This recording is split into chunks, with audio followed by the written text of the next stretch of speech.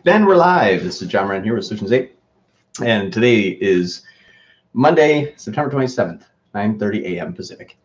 So we have a weird thing that goes on in Arizona. We actually, we change time zones, but not really in Arizona. So for whatever reason, Arizona is its own time zone, which means that on sometime I think in the next month or two, we just become mountain. So it'll still be 9:30 our time, but it'll just be mountain time now. It's the weirdest thing. So if this gets pushed an hour ahead, that's gonna be the reason why. So just want to let everyone know that change is coming in the future in case you just don't see me at the normal time anymore. Online education. Hey, Caden Thompson. Hey, he's alive. Yes, sir. Cecilia, I'm doing really good. How about you? Kindly share some templates. I can only one. Which template online? Which one are you looking for? I can see if I can share it. Oh, bless you as well. Thank you. So, while people kind of get rolling in here, and any questions? Simon, glad to be here as well. I appreciate you joining. Thank you so much. This is fun. This is it's very humbling for me. We started the YouTube channel like almost a year ago. We're just going to give all of our content away for free for everyone. It's just going to be how we give back to the community. So it's been a lot of fun. Dave, hey John, can you talk about more recommendations for switching to broad match? Seems like it would just be a waste of a lot of money on bad keywords. Yeah, it actually a lot of times is. The way to do it is to start, and here's a few things. If you're running a broad match Google Ads search campaign, you cannot also run a phrase match and exact match Google Ads search campaign at the same time. The broad match will simply just overtake those, and your phrase exact match will start to overspend for that position. So the best way that we found in order to run those is you need to run broad match only, but you need to run broad match after you've had a good amount of campaign activity, or account activity, I should say. So Google understands your audience. That's the first thing. If you just start a brand new campaign and turn on broad, if you add too many keywords, it's going to start to spin out of control. So the way to do it is to start with maybe five keywords. If you start with 5 keywords, it's going to be much more honed, and which means is Google is going to be able to test those 5 keywords against tens of thousands of search terms. I kid you not.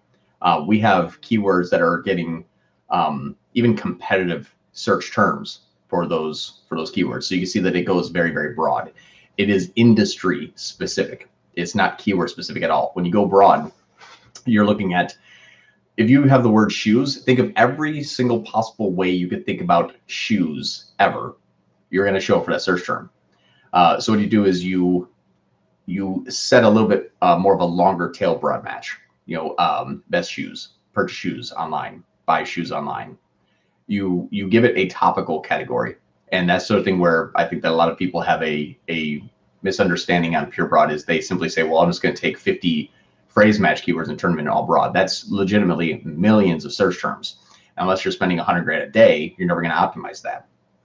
So start very small in your terms, or in terms of just the keywords that you're going after. And those small keywords will start to gain a lot of data quickly. And the way to do this is after you've had, let's say 10, 15, 20 conversions, you take those 10, 15, 20 conversions, those search terms, add those as positive keywords, give it only a few days, and then turn off about 90% of those that you added, because you're only looking for a few that are starting to show the same success.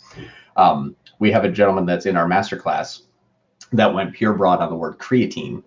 And since then, he has actually used broad match on just creatine. He's adding 25 search terms and then turning off 23 of them. And it actually tripled his results. His return on ad spend went up by like 290%. His sales went up by like 330%. And now he's net positive when he used to be net negative in a matter of just a couple of weeks of doing this. So you have to do it very strategically, and you have to think about how expansive broad could be. And if you think about how expansive broad could be, that's when you start to say, okay, well, what if I went a little bit more long tail and a shorter amount of keywords to test? And that's the way to do it. And you can't run it at the same time, exact match, phrase match. Now, if you know the keywords and you say, I know my keywords, these keywords are perfect and I have tested them and they're good, then you don't need to run broad. if you say I have a very small set of keywords and I can't spend more than X amount a day, even if I'm bidding #1 position, my search impression share is 100% and I can't expand, then you got to run broad. Use broad as a strategic implementation. Don't necessarily just convert all of them and then cross your fingers and hope it works. There's a very specific way that you have to do it. Online, so optimization template. So man, I could spend the next 2 hours talking about optimizations by channel. Online, could you tell me what maybe at least channel optimization is going to help me? If it's YouTube, GSP, or sorry, YouTube is if it's discovery, if it's search. Let me know what kind of optimization you're looking for by what channel, because they're all completely different from each other. Cecilia, hey Cecilia, all right. Does the attribution model affect the data you see in devices? Yes. So actually, first click and last click are going to be affected in devices. If you're using first click and the first click is a cell phone and the last click is a computer, then it's going to be affected. The way though that you can look at this is go into your tools and settings, go into attribution. The homepage of that attribution, you're going to look at cross-device activity, and if cross-device activity is less than 10% of the times, to say 7% of your conversions at cross-device activity, it's not going to be too different. Now what this means is that if Google can see it, the cross-device activity, it will report on it.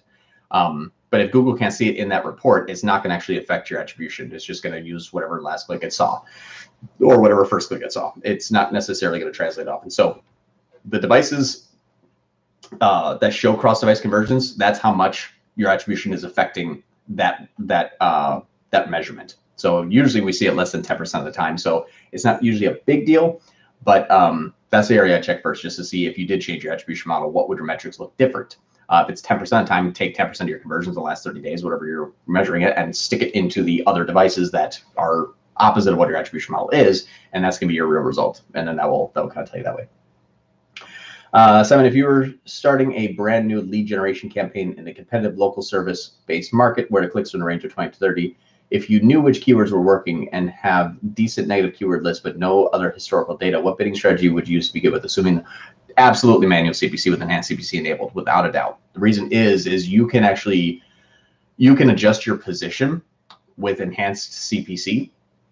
Typically, a lot of people say, well, what about if I just use target impression share? Well, you can, but that's not going to be a conversion optimized based bidding strategy.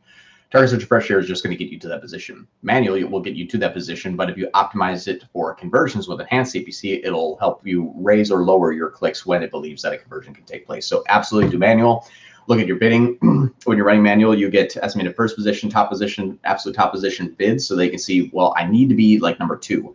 We want to have a high amount, high 80, 90% of search top impression share with about a 50, 60% absolute top search impression share. So you want to be at the top often and then be number 1 half the time. That'll get you a good first, second position. If you know your keywords, always run manual, especially with lead quality for a lead generation campaign. I spend $60,000 a month in our own campaign for Solutions 8 on search. I run manual and I have 25 keywords because I've been doing it for years. I know which keywords convert. So if I'm too far down the page, I'm the last consider, which means couldn't work for the first person, second person, third person. They're not going to work with us. They have low budget. There's a reason why they went four positions down and they finally filled out our form.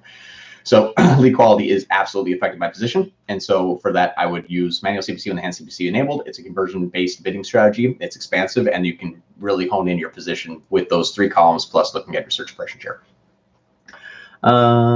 With first click, if they, even if phones are getting the credit for conversion that happened on the computer because of the initial search, conversion seems to be way more expensive on phones. Any suggestions? Check your site's mobile speed and also usability, Cecilia. That's something where if you have the Chrome browser, open an incognito window and then go to your website and say, and be very, it's hard to do this because everyone, we all are proud of our own websites, but say, is there anything here, and nitpick it, seriously, and nitpick and say, is there anything here that's slowing it down or not being completely obvious? Like, is my pricing, is the call to action visible all the time? Is there anything here that's stopping me? A few things you can do: take down an instance of luckyorange.com. Luckyorange.com, I think, is like $10 a month. It's fairly inexpensive, but you can actually watch. You get a video recording of everybody that's ever been to your site and watch the mobile users. Is there an area that they're dropping off or they're falling off? Is there an area that they're getting stuck in and not able to complete something? Is there like a chat that's overlaying the CTA? Whatever it may be. check down Lucky Orange to see if you can identify why people are switching to computers rather than just completing a mobile. Usually that's a mobile UX UI issue. Lucky Orange will tell you exactly where it is. Would you switch? Let me see. Hold on. Let's see. Oh, there's a lot of them. Man, I love this. This is gonna be fast. Okay. Would you switch to a different bidding strategy once you have adequate data to work with? If so, and why? No. I wouldn't, just because target CPAs can be restrictive. It's going to get you a good cost per lead, but it's also going to have you a lower position, which usually means a lower quality lead. Target search pressure just removes the element to let's say manual CPC is a good position. Target search pressure removes the conversion element. Target CPA starts to get a little bit too selective on when it can show the ads. Maximize conversions over bids. So that's the thing. If you know them, there's no reason to switch. What it means is if you know them, then if you don't know them, then use an automated bidding strategy to find out what you need to know. Like, is my position? What do I need to bid? Cost per click? You know, where do I? How often do I need? How much daily budget? But if you know all that, then just keep it on manual. Let's see. So kind of optimization checklist. Okay. Online education. If you could. That's the thing, is I don't really have it shareable. It's in our. I think we did it for 3x Shopify. I'll see if I can have that. Let's see if I can find that. Let me just do this here. I think it's like 3xshopify.com/free. I don't remember exactly where it is, but we have a template internally of an optimization. So here, I would do this. Let me drop this here in the chat online. There's a 3xshopify.com/free. This is something that we have all those kind of like checklists and that kind of stuff. So I would take advantage of that. Our checklists are like 50 checklists long. Inside of each of those, there's like 7 categories that you need to check. It's massive. So I don't have some I can just kind of like wrap up and send to you, but I think that checklist there is in that free area. Michael Johnson, hey Michael, happy Monday. I started with first click attribution, but now we have enough conversion data to switch to data driven. Do you recommend switching to data driven? Michael, I do. I like data driven. Here's something that I would say is going to be just as an FYI. Data driven will attribute view through conversions as click through conversions inside of Google Ads. So to use data driven as an example, let's just say you had a YouTube video that was running and it's like, man, a lot of people watch this YouTube video, then buy. They need some click conversions, even though no one ever clicked on the ad. So just know that data driven will sometimes give you conversions that aren't actually taking place, and that can get really wonky, especially when you have a lot of campaigns. So here's what I would do is go into the model comparison tool inside of Google Ads, and that's under tools and settings, go to attribution, and then on the left-hand side, you're going to go over to model comparison tool. In model comparison tool, switch from first click to data driven and see what's going to happen. It'll actually give you the scenario. If you were running on data driven, this is what your metrics would look like. And the good part about that is you can say, well, it's actually stealing a lot of conversions from my smart shopping campaign and going to a different campaign based on maybe view, like remarketing for whatever reason. So look at that. And here's just a good rule of thumb. If ever you have your main campaigns start to have less attribution to those campaigns, don't use that bidding strategy. Your main campaigns should have the most amount of attribution because those are the ones that are scalable. Or at least the ones that are deriving the most amount of conversions, and that you have a high goal. If you can't set like a 400% return on ad spend and then say, but now you get 6 less conversions and it's going to go over to here. So use model comparison tool, see what your conversions would have changed into if you were running data driven. And if it gives more to your main campaigns, good. If it gives less to your main campaigns, bad. That's how I would do it that way. Jones, good to see you. Good to see you as well. Anthony says, my Google shopping ads are showing a higher cost variant with options added alongside competitors who have the lowest price variant. I'm using Shopify, contact Google, no solution. Yeah, so what you would have to do is in your shopping, well, here's the thing, Anthony, is whatever variant has the best performance, like the most clicks, the most conversion, that kind of stuff, whatever variant has those, Google's just gonna give all of the clicks and impressions to that variant. If you want to have a more attractive price, just simply shut off the other variants. So if you have 5 variants and the least expensive one's down here, the most expensive one is up here, shut off these 4, just keep the 5th one active. You can simply just shut off the other products. It's okay. You can shut off variants and be completely fine. So I just turn those off. Jones, as Shopify, will we change to another theme? Do we have to reset the Google conversion tracking code like the Google Tag Manager? I would absolutely. We just followed your Shopify way of the codes. I would absolutely do so. Test it by making just a test purchase. Give yourself a 99% off coupon code. Find your ad, do a quick test, just see how Google's going to track it. Since themes are completely custom, my default is yes, always test it, just because I can't tell you if that theme is gonna reset the codes. It's usually in theme.liquid, so it should come from Shopify, unless your theme is like, new theme.theme.liquid. Then if that's where the original codes were placed, then yeah, that's actually going to get reset. So it all depends on the implementation, and I don't know, unfortunately, how it was implemented, but just retest just to be safe. If you have maybe some struggle finding your ad, all you have to do is after you switch over, after 3 days, Google is going to say tag inactive if that tag's gone. So again, another way to do it is using Google Tag Manager. The best way to do it is use Google Tag Manager, rebuild the conversion tracking code in Tag Manager based off page triggers, and then the page view page trigger of your conversion page, and then go into preview mode and test it that way. That one's a little bit more advanced, and I don't have time to kind of walk through exactly how to do that one.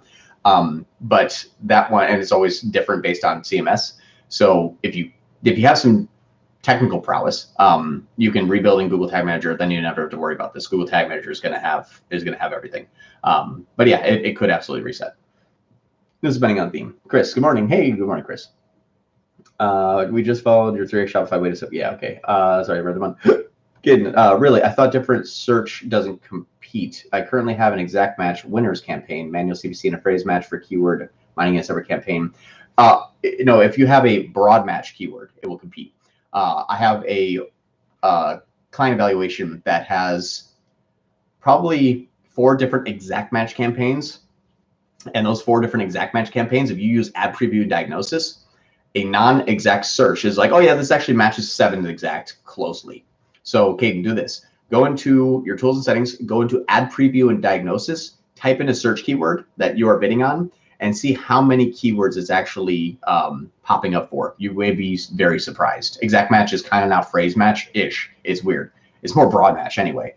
But if you are running multiple search campaigns, it's less keyword cannibalism if you do have multiple keywords that are phrase and exact and not running abroad, then you're fine. But you might find that your main keyword is actually starting to compete with other main keywords, even though those other exact matches aren't exact search terms. It's very, very odd. And then what happens is if you have too much of that, Google just kind of seizes up. And your main keyword's like, yeah, we're not showing your ad because 7 of them are too low on ad break because we're not sure exactly where it goes. So just understand that as well.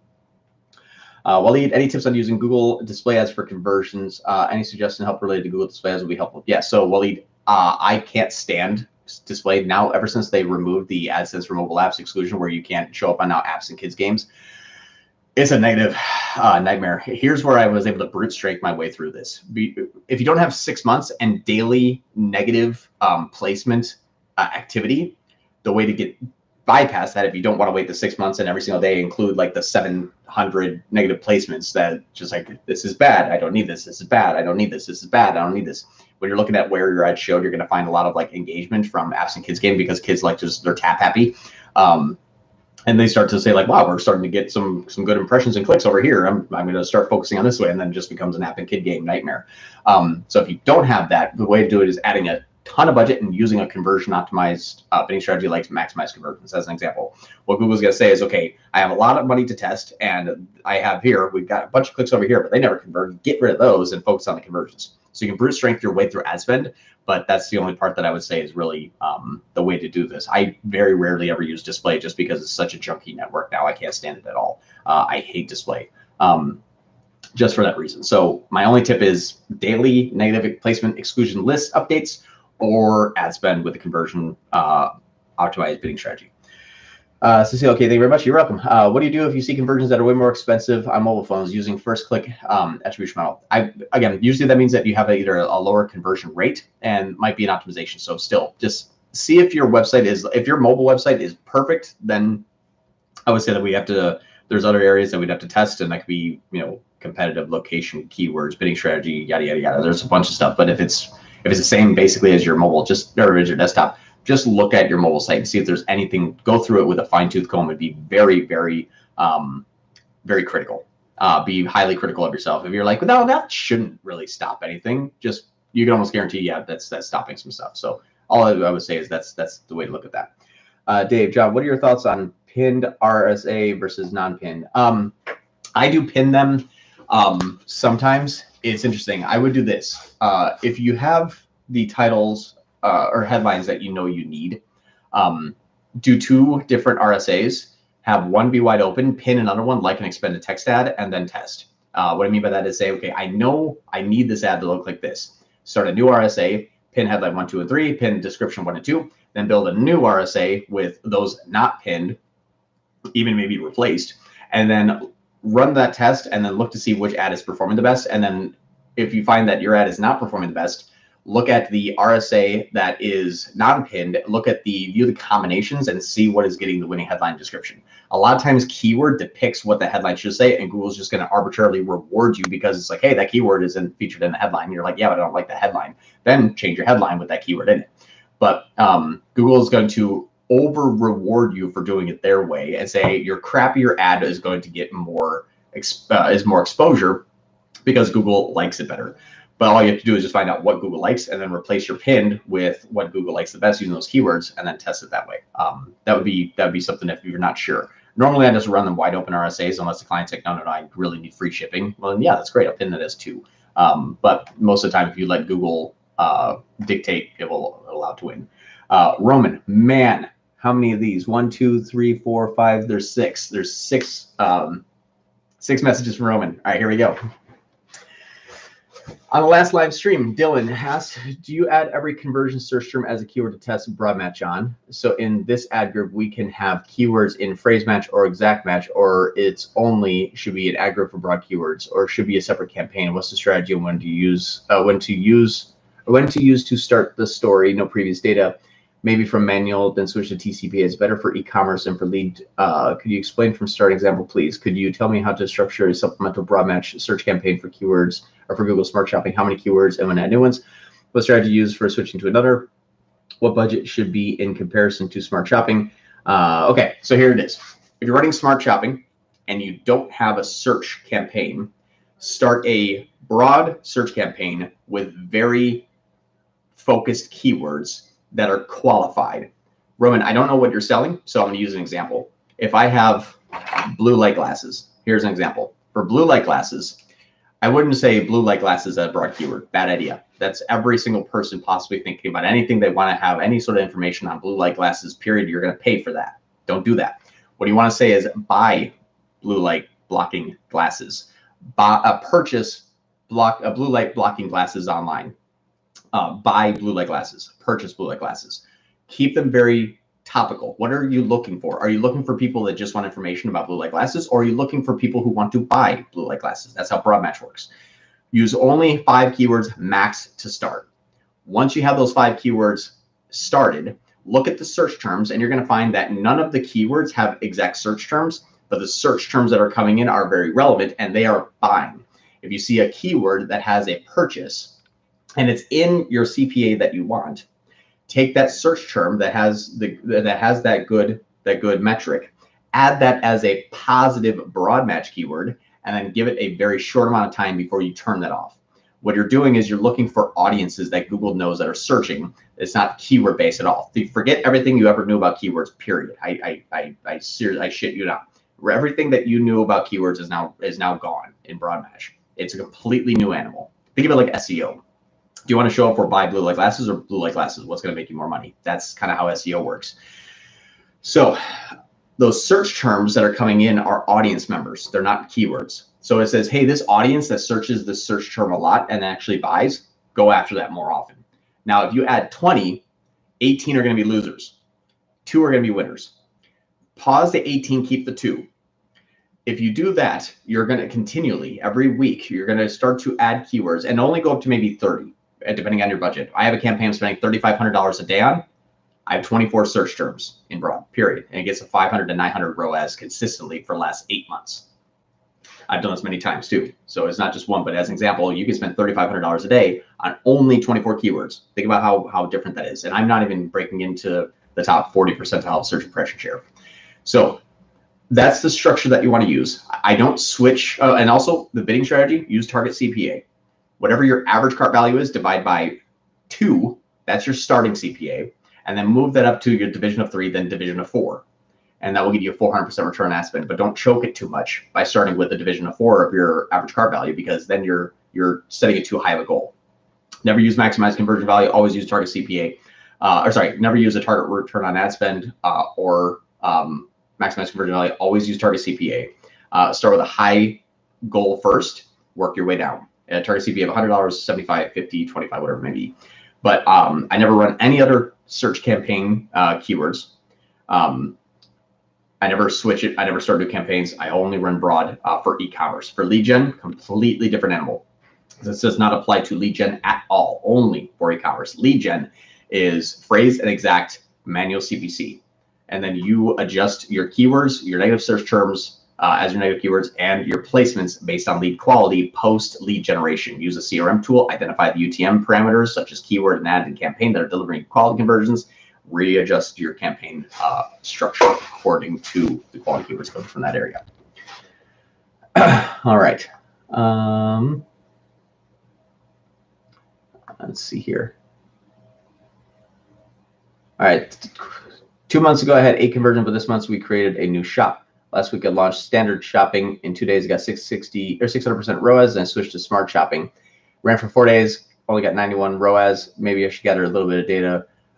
Well, 4 days, no, you give it 45 days at least before you can start to identify it. That's the thing with smart shopping, is think of it in months, not days. Months and years is how smart shopping optimizes. Also, it sounds like your standard shopping campaign, look through your search terms, see if it's branded conversions coming in, because standard shopping scoops up a bunch of brand really quickly and artificially raises your ROAS. That's usually what I see in standard shopping. So just as an example, take a look at that to make sure that's not happening.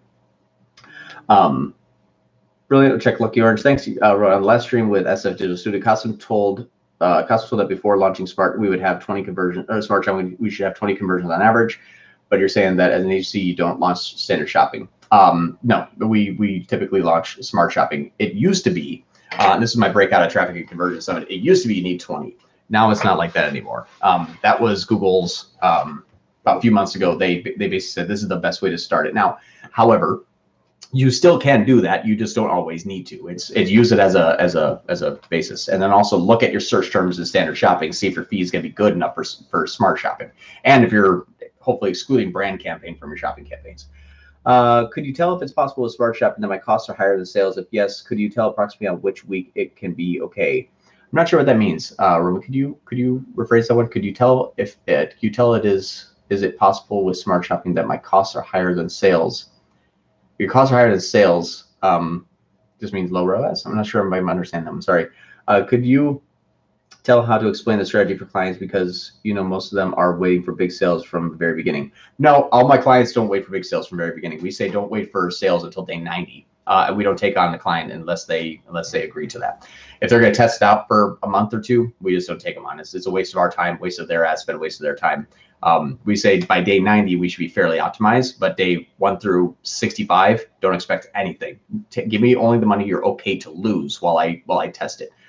So yeah, we don't take on any clients unless they're good with 3 months of optimizations before they start measuring. Hopefully that helps. And that's the reason why we launched smart shopping first, not standard shopping.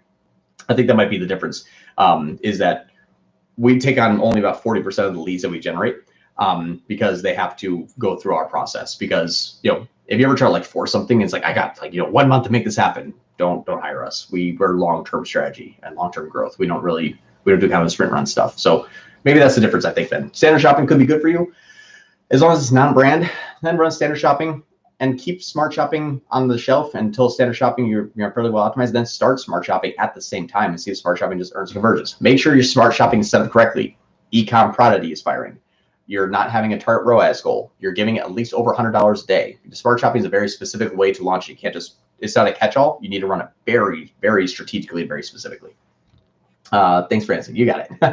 Gaten says, thanks, you got it. Thanks, John. That was very helpful. Although I'm worried Google might take away manual CPC at some point. Oh, yeah. Yeah, Google will absolutely take away manual CPC. It's going to happen. They've even said it a year ago. It was going to happen sometime in the future. They said not till after 2022, but I would guarantee it's coming. And at that point, what I'm going to be doing is gathering as much manual information as I possibly can. And then I'm going to build a portfolio bidding strategy. I'm going to build my own custom bidding strategy using portfolio bidding strategy. So still, if they get rid of it, you're going to have enough data to say, okay, I kind of know I can use a maximize conversions, but I'm just going to set my set a CPC cap.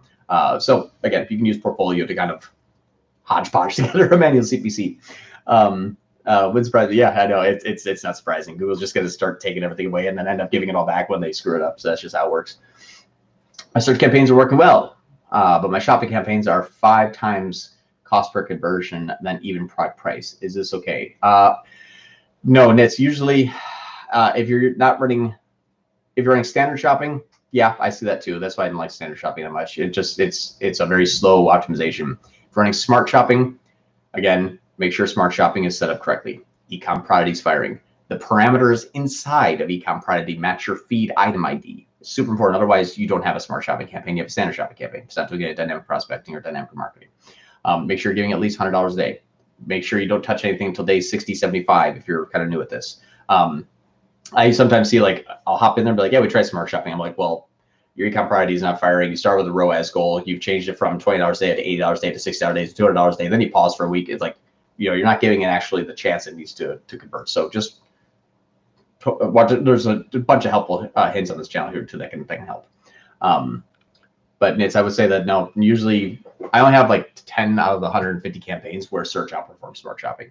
Hopefully it helps. Do you have any recommendations to a good campaign type for top of funnel prospecting? Discovery? Yeah, discovery, absolutely. If you have the budget, YouTube, display, never. I don't even have the budget. I would still stick it to YouTube before I put it in display, because you can actually say only people that are on YouTube, not YouTube partners, which is just like CNN.com and all their websites.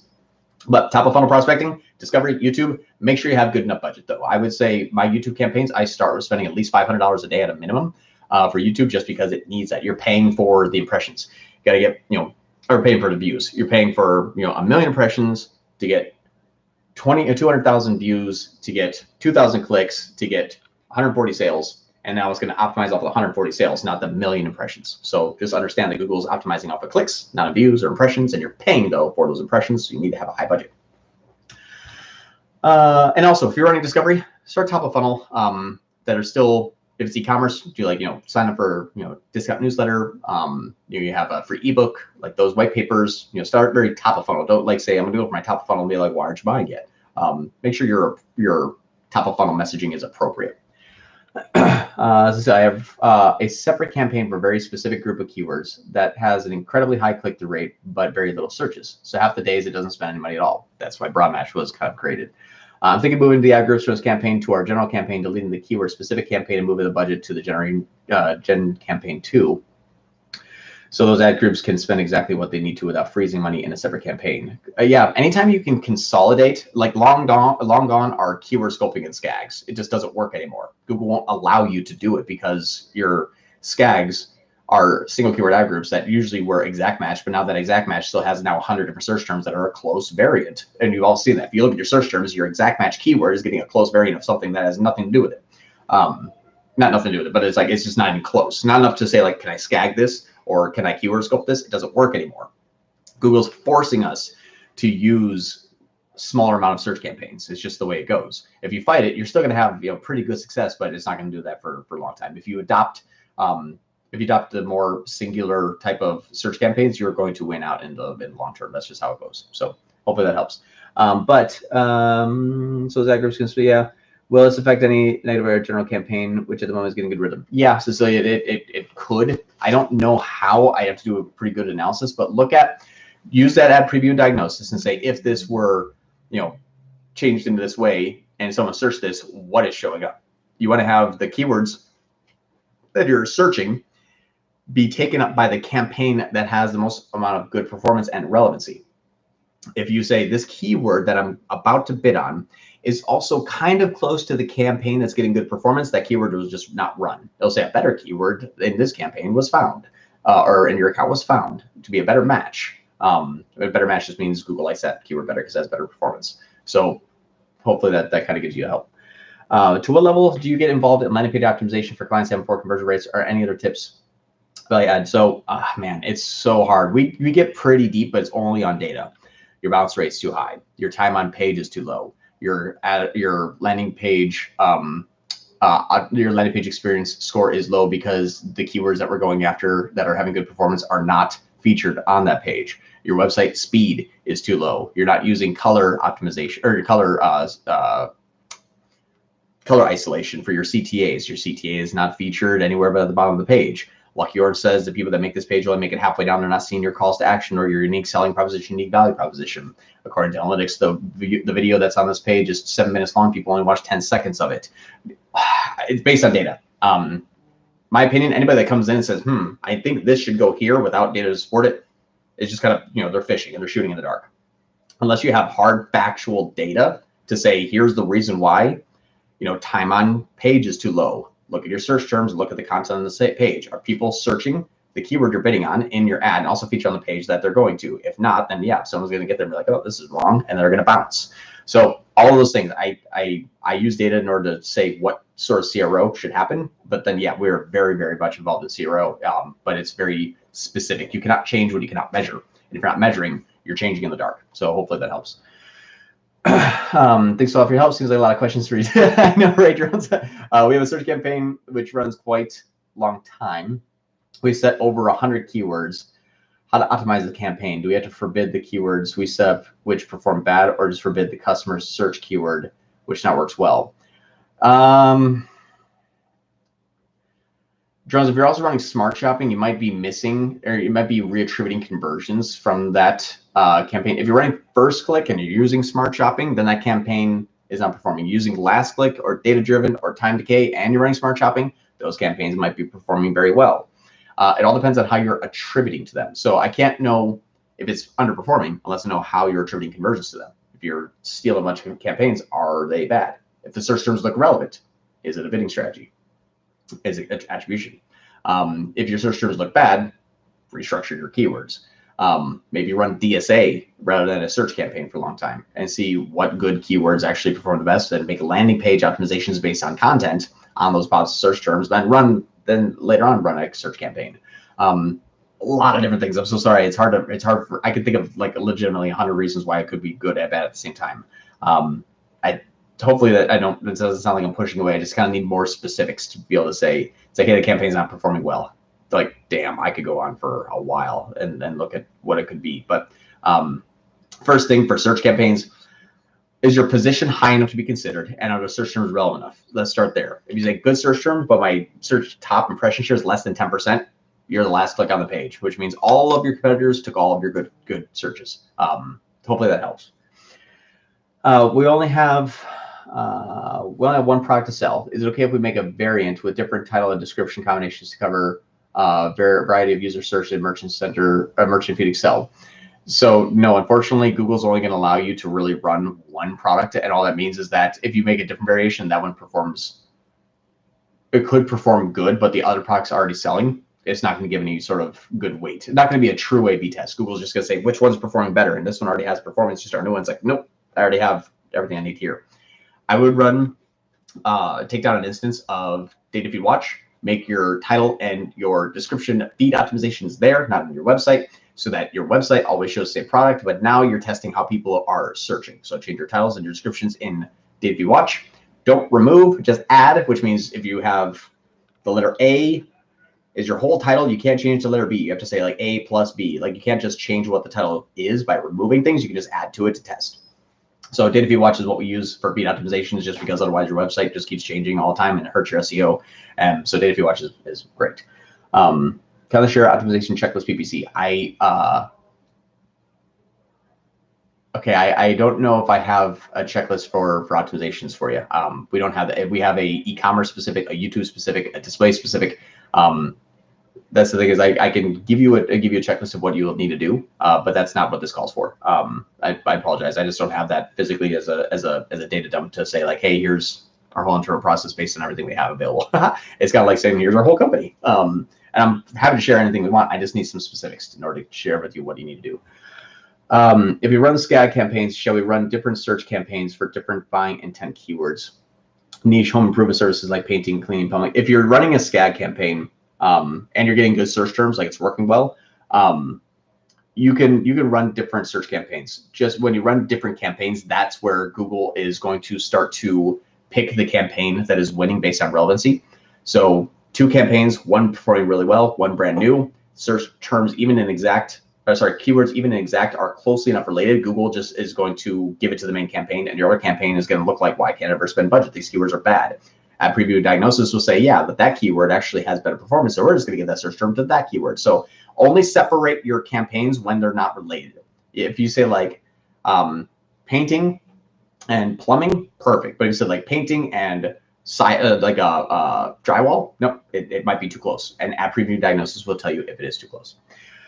John, do you have any ecom course where I can enroll? We're gonna have one soon. Yeah, I think that one's gonna be coming out soon. It's we're so slammed. We're gonna try. Medical supplement, for example, we have different branded medical supplements. For example, Colgate toothbrush. Should I use broad match by Colgate toothbrush? Yeah. You can even do broad match Colgate toothbrush because that's long tail enough. It's not just like toothbrush. That would be hard. But you might not see anybody typing in buy Colgate toothbrush. That one might have a low search volume. But Colgate toothbrush, using target CPA, set it low. That's specific. Set a low CPA goal on that one to test, and then work your way up for volume. That's going to have a crap ton of search terms. So you can switch that to a target CPA, $5 CPA, $4 CPA, and see how that performs. Just because with a massive amount of traffic, Google can be very selective. So that's okay there. Should we start with the broad match campaign with manual and then switch to no, never run broad match manual. It will not optimize. The beauty of broad match is it sees what's good and what's bad and quickly optimizes towards the good. If you run it any other way but target CPA or even maximize conversions, depending upon the volume, it's just going to be like, hey, you wanted me to click on irrelevancy? I did my job today. I got the irrelevancy. It's not going to start to push away the irrelevancy. You're just going to end up paying a very specific cost per click for bad. Don't do that. Let's see. I have about 4 minutes left, so I'm going to try to get through as many as possible. Do you have any opinion on local campaigns? Yeah, I don't run local campaigns just because every single time I run a local campaign, the client's like, yeah, but I'm not showing up for this. I'm like, all right, scrap local campaigns, build something new. So if you ever want any sort of controlled needs, wants, or desires about how the ad is showing, don't run local campaigns. If you're like, hey, I just need to get something up to get it up and wipe my hands of it, then run local campaigns. As an agency, we can't because people don't pay us just for like, hey, just can you launch a campaign, spend $12 a day, and just like it's good to go. So we don't use them as an agency. My clients need to know if I show up this way, I need to be here. You know, I know what works. I can tell the clients they agree with it, and then I build that strategy there. Because now we spend more than we earn. Yeah, I would absolutely. Yeah, again, manual is going to be terrible. You have to use the automated bidding strategy. That's the only way broad is going to work. Otherwise, you just end up. Google's like, you want them to pay $6 for the irrelevancy? I did my job. No, you need to say, give me a target cost per acquisition under this, and I don't care where the search term comes from. How do you set up Google Ads account for ecom campaign setup? That 3x Shopify will give you 4 days of exactly how to do it. Dave Ogle, I have the other 60% of leads. Okay. You don't want them, Dave. I wish. It's like, you know what? I'm thinking about building a website one day. I'm not sure what the product is. What is the product you think that's going to perform the best? And if you do that, I'll give you 10% of the company. I'm like, so I'm going to build the website, for the product, and then build the Google Ads campaign to sell, and you give me 10%. I'm like, I don't need you. A lot of times that's what's happened. So yeah, a lot of times it's just like, it's not that we don't want them. Nobody should want those. It happens. So Roman, our products are all branded. How can it influence on strategy? So if your products are all branded, I would run broad match for those branded products using a very tight TCPA goal. So Colgate toothpaste, $2 cost per conversion, then $3, $4, $5. Start raising up to see where the volume comes in. Branded searches are fantastic for automated bidding strategies, and they're really, because they have a massive amount of traffic. That's where I would say use broad match, Colgate toothbrush, very tight TCPA, and then work your way up to see where the volume comes in. And if you find out that's too competitive and you're not making much net money, then that's not going to work for you. Because if it doesn't work on broad, it's not going to work on phrase exact. Because it's like, hey, would this work though if I spend 5 times my CPC on exact match? You're not going to make any more money. Let's see here. Cost per conversion is extremely high for standard shopping. Shall we start? Yep, absolutely. Absolutely start smart shopping. It will push away a lot of that irrelevancy that your standard shopping is capturing. So for e-com search, you use broad as like an audience and use TCPA. Yes. With something like custom shin guards versus personalized shin guards fit into both one type of keywords. I would say purchase shin guards and test that first, or you could say custom shin guards, personalized shin guards, and just see if there's enough volume. You might find that that long tail is too small volume versus if you just use target CPA for shin guards, like football shin guards, soccer shin guards, basketball shin guards. I don't know if they use shin guards in basketball. I've never played basketball, but volume will bring your cost down and have more sales rather than maybe something specific. It's weird. You're looking for large audience volume. You can cycle through a lot of good and push away a lot of bad through large volume. So I would do just purchase shin guards, buy shin guards, order shin guards. Start there. That's exactly where I would start if I were you. Hey, people are really sharing gold. Shared your channel among my colleagues so they won't be behind the gold rush. Yeah, thank you very much. It's really appreciate that.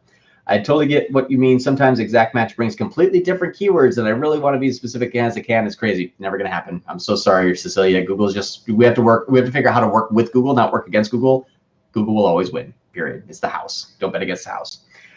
How do you measure on the success of a branding campaign on YouTube? Use lift measurement. The lift measurement tool inside of Google Ads will start to survey your users and see if they are choosing you or over your competitors. Use lift measurement. It is amazing. Bohan, Cecilia, if that exact keyword is really important to you, I would put it in its own ad group and continue to add negative keywords based on what Google shows for. This way you would get rid of all the additional keywords. Yes, but Bohan, I also make sure that it's actually relevant. So as an example, my hammock store has hammock without stand, a sale. Hammock with stand, a sale. Most of our hammocks are without stand. So the hammock with stand, they also buy. So just verify first. I have people like a hammock. My keyword a hammock works the best. I don't know why. Just make sure that before you start to push them away, you've tested them to say they won't. Because I have search terms, I'm like, why would hanging patio seat, like bench, buy a hammock at like a 5x ROAS? It's not the same product. It goes in the same area. You can sit on it. That's about the only relevancy I have in that campaign. It works really well. So don't get too excited and say like, well, that they probably won't buy it. You're going to see some weird crap. So a lot of people will buy a lot of things. Hanging bench, bench seat, they all buy. It's audience based. It's not keyword based. All right, I'm 1 minute over, so I'm gonna try to see if I can get through any of these. I'm gonna do a fast wrap around. If it comes in afterwards, I'm so sorry I can't get it anywhere here. I think I have like 5 left. How do you measure the success of a? Yeah, got that. Cecilia got it. Got it here. Jeff, hi John. How long can I pause a smart shopping campaign before it has to learn the phase again? 2 days. Google has 48-hour rule. For this broad match campaign, should we create for each product ad group ad copies? Nope. I use one ad or like 2 or 3 RSAs for like 40 search terms or 40 keywords. You're looking, if I can crowdsource and get one thing very smart with a crap ton of data, it will be successful. 1 million people. How about these 5 keywords in this one ad? Oh, it goes to that 10,000 people. Great. That could be $1 million a day in spend. So again, crowdsource your data into very small pools, and that pool will optimize very quickly. That's how Google's working. Thank you so much for the answer. That's good. Dave, thanks, John. You're welcome. How would you recommend optimizing landing page for DSA campaigns but not collecting enough impressions? You need a crap ton of content. Our DSA campaigns that perform the best have more than 1,000 words on the page. That's gonna be the best. See, example, we have different products. How to structure? All right. So for example, we have different products. How to structure broad campaigns? Use your products by ad group, and then choose a very small subset of those products. You gotta say hats, shoes, shirts, ad group for hat, ad group for shirt, ad group for shoes, 5 keywords in each, high budget. You need, if you have 15 keywords, $1,000 to $2,000 a day is good. If you don't have that, don't do it. Or give it a year. Seriously, that's how it works. Thanks for sharing. They're great. Awesome. Thank you so much, everyone. I gotta go, but really appreciate it. And I'll see you all next week.